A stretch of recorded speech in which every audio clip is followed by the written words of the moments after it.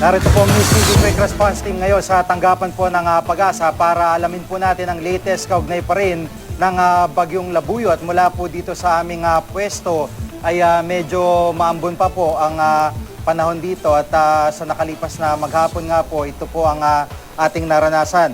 Bagya pong lumakas at bumilis ang kilos ng Bagyong Labuyo na ngayon po ay nasa West Philippine Sea na. Kulitong namatan 230 kilometers sa ilagang kanluran ng Baguio City. Taglay nito ang lakas sa hangin mula sa sentro na umaabot ng 150 kilometers per hour at bugso hanggang 185 kph.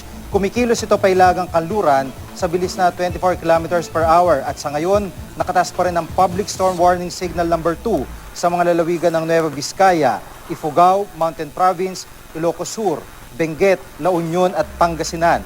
Habang signal number 1 naman sa Abra, Kalinga, Apayao, Isabela, Aurora, Quirino, Nueva Ecija, Tarlac, Ilocos Norte, Pampanga, Bataan at Zambales. Pinag-iingat po mga residente sa mga nabanggit na lugar sa posibleng pagbaha, pagguho ng lupa o storm surge.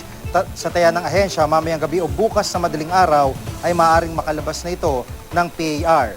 Sa datos naman ng Weather Central, bagyang iinang bagyo habang tinutumbok ang Southern China.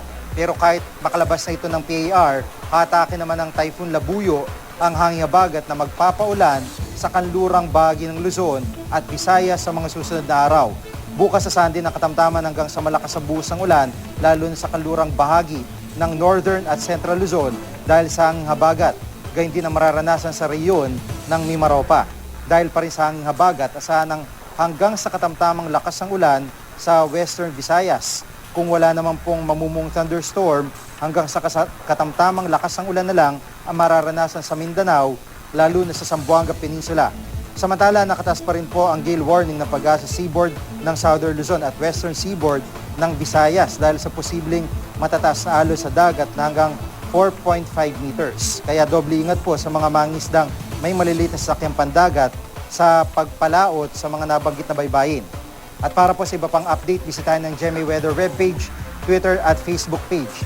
At mga kapuso, kanina lang po ay nagsagawa nga po ng press briefing itong mga taga-Pag-asa, kaugnay pa rin ang update nitong Bagyong Labuyo.